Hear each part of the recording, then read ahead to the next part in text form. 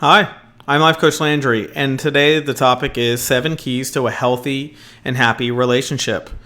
You know, I did a video on this probably about a year ago, and it's probably one of my most watched videos.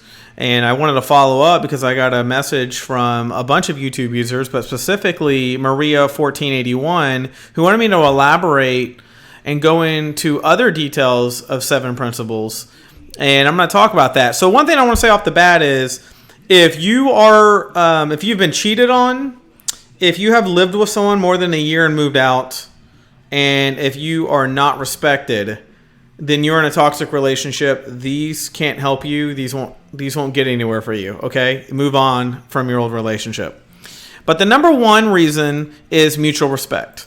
When you're in a happy relationship, there's a mutual respect. That doesn't mean that there won't be moments of disrespect or any heated fight or something, but in general and totality, the relationship is very respected and cherished and honored.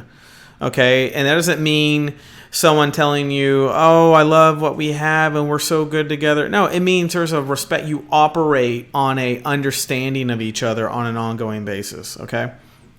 Number 2 would be arguing, not fighting. That's really important. That when you're with somebody, arguing is inside the relationship and fighting is deciding whether you even want the relationship anymore. When you're fighting, you're pretty much putting your relationship in jeopardy. Okay? Fighting is a red flag. I always tell people, when you're going through an argument, someone is basically trying to shoot flares off to you. They're trying to show you, look, here's what's bothering me. Here's what's going on. I need you to help me adjust this before it's too late. That's what arguing is. Arguing is trying to come to an understanding. When you get to the point where you're fighting, it's because you didn't listen. Likely somewhere in the relationship, they tried to get you to understand where they're coming from. Good couples argue, they don't fight. They don't let it get to a fight. And if you get in a bad argument or something, they don't let it last more than a day or two max, and they resolve it with you. Because what they're trying to do, they don't care about being right. They care about your relationship. They want that to be solved first. Okay? You know, it's one of those things where in any relationship, it's like a plant. You must water it every couple of days if you want it to thrive. Okay? If you go days without talking, if you go a week without talking, and then you just catch up like it's no big deal, you're hurting your relationship. That relationship isn't going to work out, okay? Well, I think we've all been there in relationships where we've needed more in one way or another and we haven't gotten it. And you've had to make a decision on whether that's for you. But good couples don't let that happen. Good couples, they call it the 48-hour rule. The 48-hour rule is there will not be any communication less than 48 hours. You will always communicate every 40 hours at a bare minimum.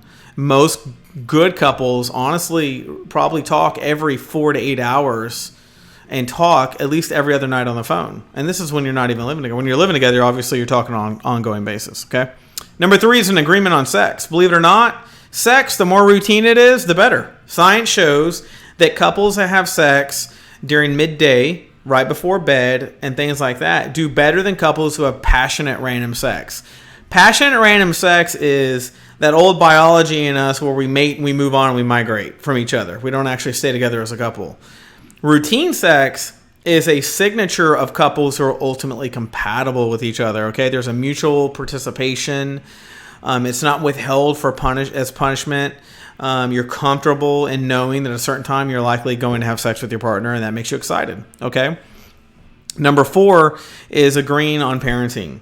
Okay, first of all, if you're dating right now or if you're with somebody and you want to have children and they're doing the whole someday I might want to have kids or I'm not sure yet, move on. Okay, because people who want to have children with you, when they're dating, that's what they're looking for. They're looking for a partner who wants to also have children. Okay, it's a big deal.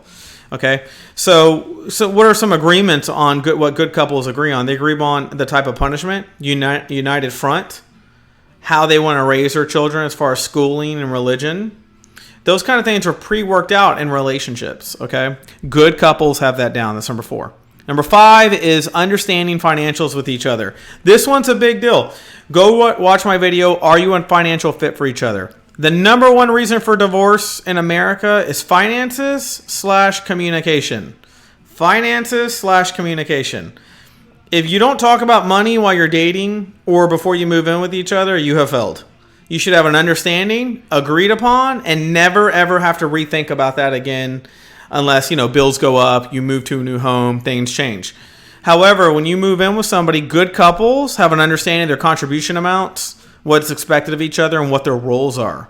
And I'm going to do a separate video on the roles in a relationship agreed upon in the onset. You should know what you want from your relationship financially. Once you get in and you agree on, I'm going to put in X amount of money per month, that is an agreement. It shouldn't be something you do. You should never be late to somebody. If one person's collecting the money, there shouldn't be I'll get to you in a couple of days. Oh, can I skip this month? You shouldn't be having conversations like that. Good relationships have this down, okay? Number 6, common goals and values. Big deal here. Your core of who you are needs to line up with who you're with. So what does that mean compatible-wise? Number 1, I'm an animal lover. Therefore, I have to be someone who loves animals, okay? Or just understands that life is precious kind of thing. I believe the small things add up in life, all right? I love small things. I love walks together. I love just talking about stuff on the phone for 3 or 4 hours at a time. I love open, random conversation. That's core of who I am. Therefore, I need somebody who connects with that. You may be somebody who needs constant touching and affection. That may be a core part of who you are. You may believe in one political spectrum or another. That may be a core of who you are. These things are very important to relationships. The number one reason couples break up, not counting money, is communication. I'm a communicator, therefore I must be with a communicator. I can't be with somebody who shuts down or believes that days apart or days of not talking is acceptable. It doesn't make somebody needy because they need communication. It just keeps things clarified, okay? And it gives people reassurance that the relationship is in good shape and is healthy, okay? Good couples communicate, have common goals, and they believe that these include intangibles like raising a happy, healthy children, family. These are all things on the onset they have down. But the last but not least, you should be having some damn fun in your relationship, okay? If I'm in a relationship and I'm not laughing, I'm not in a relationship I want to be in, okay? Sexiness wears thin after a while. Being 80 years old and drinking a cup of coffee with somebody in the morning should be something that's awesome to you. Going to somewhere Frenchy is what I like to do, and drink some coffee and just, we may not live in Paris, but we're sure as hell going to feel like we are for a short amount of time. Those things should matter to you, okay? Enough said. Make time for fun. Life gets too serious without receiving just regular doses of humor.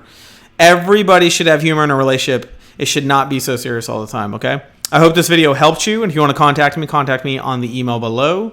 If you want me to do a certain kind of video for you, send me a note. My team will cipher through it. They look through emails every day on topics, and I usually choose from what I get from them. If there's anything specific you need help with, obviously contact me personally, and view my iTunes, Facebook, wherever I have other avenues you can get to. And I'll look forward to your topics, and I will talk to you soon.